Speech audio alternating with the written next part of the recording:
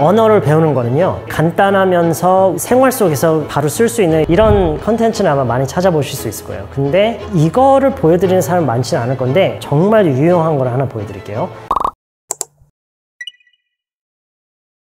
배우면은 확실히 우리가 이득을 볼 수 있는 게 많아요. 일단 영어라는 것 자체가 전 세계적으로 정말 많이 쓰이는 언어예요. 영어를 할 수 있느냐 없느냐에 따라서, 예를 들어서 지금 이런 영상조차도요, 영어로 된 게 얼마나 많은지 아시면 아마 놀랄 거예요. 외국에서는 이미 예전부터 사람과의 어떤 인터뷰나 이런 대화를 통해서 그 사람이 가지고 있는 어떤 그런 인사이트, 배울 수 있는 그런 내용의 컨텐츠들이 엄청나게 많아요. 만약에 영어를 못하면은 그걸 다 놓치고 있는 거예요. 그래서 영어를 배울 수 있는 이유는 정말 많아요. 흔히들 얘기하는 여행이나 자막 없이 영화를 보는 거, 이런 것도 다 의미가 있고요. 자막 없이 영화를 본다는 것도 단순히 그걸 읽을 필요가 없다는 것에서 있는 게 아니라 그 언어로 이해를 했을 때만이 우리가 느낄 수 있는 것들이 또 있어요. 그런 게 있기 때문에 이래서 배워야 하는 거구나. 그거를 다들 느낄 수 있으면 좋겠네요.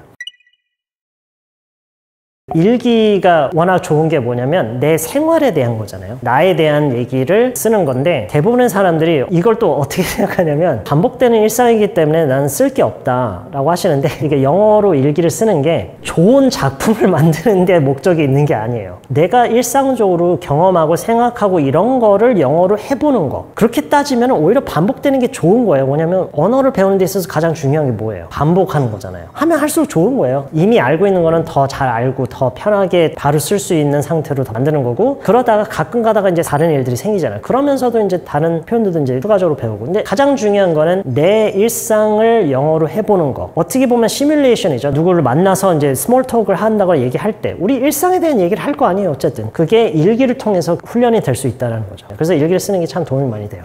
쉐도잉이 어떤 영상에서 누가 하는 말을 구간별로 이렇게 따라하는 걸 얘기를 하는데, 모델링은 뭐냐면 그 중에서도 아무나 하는 얘기를 그때그때 따라하는 게 아니라 특정 인물을 따라가는 거예요. 근데 이게 제가 추천하는 이유가 뭐냐면 장기적으로 꾸준하게 오래 하는 거를 더 돕기 위한 거예요. 그러니까 어떻게 보면 그 사람의 팬이 되라는 거예요. 좋아하는 사람을 지정을 한 다음에 그 사람이 인사하는 법, 그 사람이 고맙다고 할 때 thank you, thanks, I appreciate it 너무 많잖아요. 어떤 걸로 해야 되지? 그 사람이 하는 걸로 해요. 그 사람이 주로 쓰는 게 있을 거예요, 분명히. 그럼 사과할 때는 이거 마찬가지예요. 언어라는 게 정답이라는 게 없어요. 어떤 상황에서 뭐라고 하느냐는 무궁무진해요, 표현의 방법. 근데 그 기준이 되어주는 게 어떤 사람이 되어주면은 좀 더 그거를 배우는데 그런 혼란을 비껴가는 데도 도움이 되고요. 그리고 좀 더 쉐도잉 하는 것 자체를 좀 더 오랫동안 조금 덜 질리고. 그래서 심지어 저는 모델링은 어디까지라고 생각하냐면 단순히 언어뿐만이 아니라 태도나 성격도 마찬가지예요. 언어를 배운다는 것 자체가 언어에는 그 나라 사람들의 정서나 이런 게 다 담겨 있단 말이에요. 그렇기 때문에 어떤 사람이 기준이 되어주면은 그 사람을 닮아가는 것도 괜찮다고 저는 생각해요. 근데 이제 이왕이면은 내가 참고해서 쉐도잉을 할 수 있는 그런 컨텐츠가 많은 사람이어야겠죠. 그래서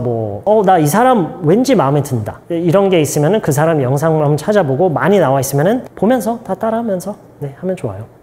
앞으로 배우는데 다 적용시킬 수 있는 걸로 하나 보여드릴게요. 예를 들어서요, 이거를 그냥 보면은요, I didn't say she stole my wallet. 그녀가 내 돈을 훔쳤다고 나는 말을 안 했다예요. 근데 이거를 어떻게 얘기를 하느냐에 따라서 의미가 완전히 다르게 전달이 될 수가 있어요. I didn't say she stole my wallet. I 라고 하면은 내가 그렇게 말하진 않았어 가 되고요. I didn't say she stole my wallet. 내가 그렇다고 말하지 않았어 가 되고요. I didn't say she stole my wallet 라고 하면 나는 걔가 내 돈을 훔쳤다고 한 적은 없어, 이렇게 되고요. I didn't say she stole my money 라고 하면은 그녀가 내 돈을 훔쳤다고 한 적은 없어. 무슨 얘기인지 알겠죠? 이래서 언제나 언어를 글로만 배울 수가 없어요. 언제나 맥락이 가장 중요해요. 어떤 상황이냐, 어떤 맥락이냐, 거기에 따라서 같은 문장도 말하는 게 완전히 달라질 수가 있어요. 그래서 여러분이 어떤 표현을 배우든 간에 어떤 문장을 가지고 배우든 간에 이게 지금 어떤 상황에서 누가 무슨 의미로 하는 말이야? 이게 복합적으로 생각을 해야 돼요. 그래서 그걸 또 반대로 돌려놓고 생각을 하면은요, 우리말에서 혹시라는 표현 있죠? 혹시라는 말 진짜 많이 쓰죠? 대부분의 사람들 어떻게 물어보냐? 혹시를 영어로 뭐라고 하느냐? 그럼 저는 어떻게 말하냐면 어떤 상황에서 무슨 의미로 쓰는 말이냐? 왜냐하면 그 상황과 그게 없으면은 그게 의미하는 게 조금씩 달라질 수가 있거든요. 그래서 여러분이 앞으로 영어를 배우실 때 항상 그렇게 좀 생각을 했으면 좋겠어요. 지금 이게 어떤 상황에서 누가 하는 말인지. 짧고 유용한 걸수록 배울 수 있겠죠. 한 가지 그냥 예를 들자면요, just say the word라는 표현이 있어요. 이거는 뭐냐면 그냥 쉽게 말해서 말만 해요. 얼마든지 내가 뭐 도움을 줄 수 있다거나 내가 해줄 수 있는 게 있을 때 just say the word, 이렇게 간단하면서 생활 속에서 바로 쓸 수 있는 이런 표현들 사실 굉장히 많아요. 몇 개 안 되는 단어로 이렇게 할 수 있는 게 많은데 그게 이제 시작이 될 수는 있어요. 좋은 시작이 될 수는 있어요. 근데 짧은 표현들만 너무 고집하시면 안 돼요. 정말 중요한 이유가 있어요. 뭐냐, 말이 짧아질수록 발음이 좋아야 돼요. 그렇잖아요. 딱 들었을 때 소리가 일단 많이 안 났어요. 그렇죠? 소리가 많이 안 났으면 그 소리가 일단 좋아야 돼요. 그래야 그게 바로 이해가 되겠죠. 예를 들어서 한국 사람들이 진짜 싫어하는 단어예요. thoroughly. 이게 무슨 의미인지 아세요? 맥락에 따라서는 꼼꼼하게 또는 섬세하게, 자세하게, 구체적으로, 이런 의미예요. 얼마나 쓸 일이 많겠어요. 근데 발음이 싫다고 대부분이 치우쳐두는 그런 단어 중에 하나예요. 근데 만약에 너 이거 확인한 거야? Did you check this? 만약 이렇게 했어요. 근데 말을 짧게 하겠다고 thoroughly 했어요. 말은 돼요. 꼼꼼하게 봤다. 근데 이렇게만 얘기를 하면 이 발음이 얼마나 잘 나와야 되겠어요. 안 그러면 못 알아듣겠죠. 너 지금 뭐라고 한 거야? 말이 짧으면 짧아질수록 발음이 더 잘 나와야 돼요. 근데 대부분의 사람들한테는 전반적인 영어 실력을 향상시키는 것보다 발음을 개선하는 게 훨씬 더 어려워요. 그래서 짧고 활용도가 높은 단어나 표현을 배우는 건 좋지만 집착하시면 안 되는 게 그럴수록 발음이 좋아야 되거든요. 그래서 그런 부분도 좀 생각해 볼 필요 있을 것 같아요. 여행할 때 공항에서 쓰는 거, 식당에서 쓰는 거, 이런 컨텐츠는 아마 많이 찾아보실 수 있을 거예요. 근데 이거를 보여드리는 사람 많지는 않을 건데 정말 유용한 걸 하나 보여드릴게요. Is there, 있느냐라는 의문형이죠. 그 다음에 somewhere, is there somewhere 하면은 어딘가 있느냐. 자, 그 다음에 이 뒤로 I can, 내가 할 수 있는 어딘가가 있느냐. 여기 이 뒤로 이제 내용을 붙이는 거예요. 내가 뭐뭐뭐뭇을 할 수 있는 데가 있느냐, 내가 잠시 짐을 보관할 수 있는 데가 있느냐, 뭐 사진을 찍을 수 있는 데가 있느냐, 이걸 수리받을 수 있는 데가 있느냐. 예를 들어서 Is there somewhere I can buy some medicine? 여기에 이제 다른 행위들을 이제 대체를 하면 되겠죠. 이거를 많이 하다 보면은요, somewhere까지도 이제 바꿀 수가 있어요. 예를 들어서, is there someone? Is there someone I can talk to? 예를 들어서 하면은 내가 뭐 얘기를 해볼 수 있는 사람이 있느냐. 내가 모르는 곳에, 꼭 여행이 아니더라도 모르는 곳에 가면은 쓸 수 있는 그런 정말 유용한 패턴인 것 같아요.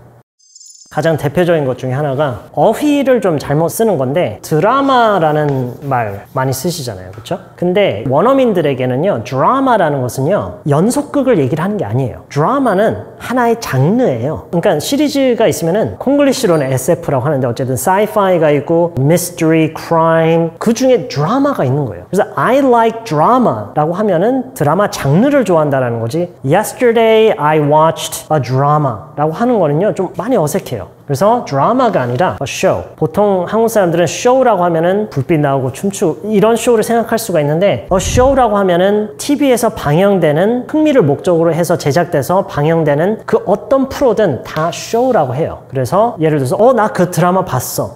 I watched that show. 나 그 드라마 좋아해. I like that show. I love that show. 이걸 그럼 내가 어떻게 이해를 해야 되느냐? 그 문제가 아니에요. 그냥 익숙해지는 문제예요.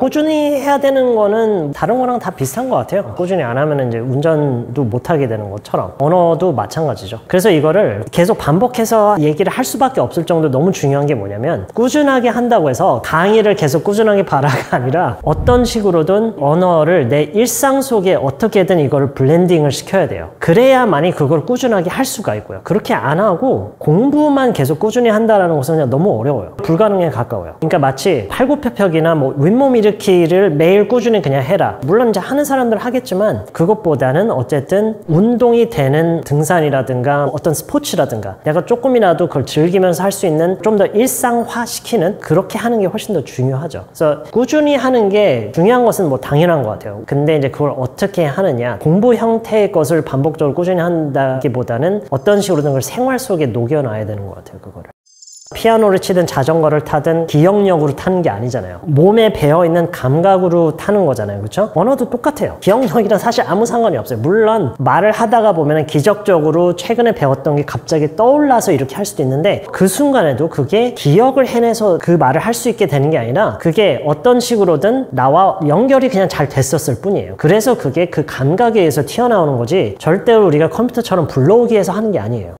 내가 모르는 걸 보면 그걸 어렵다라고 생각하시는데 어려운 이유를 따지고 보면은 그냥 달라서 그런 거예요. 우리가 우리말을 할 때랑 그냥 달라서. 근데 문제는 뭐냐? 그럼 내가 이걸 어떻게 이해를 해야 돼? 하고 계속 설명을 찾아요. 근데 여러분이 꼭 기억하고 있어야 되는 게 누가 설명을 해주잖아요. 그래서 그 설명을 이해를 했어요. 그러면은 어디까지나 그거는 설명을 이해를 한 거지 그거를 정말 내가 알게 되는 게 아니에요. 그래서 결과적으로는 반복을 해야 돼요. 이해는 사실 못 해도 되고 나중에 해도 돼요. 일단 가장 중요한 거는 그거를 내가 내 입으로 말을 할 수 있는 상태로 만들어 놓고 거기서 생기는 그 괴리감을 없애는 게 가장 중요해요. 한 가지 예를 들자면 I won't be back. 난 돌아오지 않을 거다 until Wednesday. 나는 수요일까지는 돌아오지 않을 거다. 이게 결과적으로는 무슨 얘기냐면 나 수요일은 돼야 돌아오는데? 이 얘기예요. 근데 이게 한국말에서 완전 반대죠. 수요일은 돼야 돌아온다라고 하는데 얘네들은 이거를 부정으로 시작해요. 여기서 벌써 뇌에서 거부 반응이 일어나요. 아니 왜 이거를 I will be 자 이렇게 우리가 생각을 하는 순간에 이게 뭐냐면 영어를 어떤 식으로든 한국말처럼 하려고 하는 이 습관이 있는 거예요 벌써. 근데 생각해보세요. 영어를 어떻게 한국말처럼 해요? 다른 언어잖아요. 어휘든 표현이든 어떤 걸 보고 이해가 잘 안 된다라고 할 때 사실 결론적으로는 그거예요. 왜 한국말이랑 다른지 모르겠다라는 거예요. 그래서 보통 이런 거를 이제 배울 때는요. I won't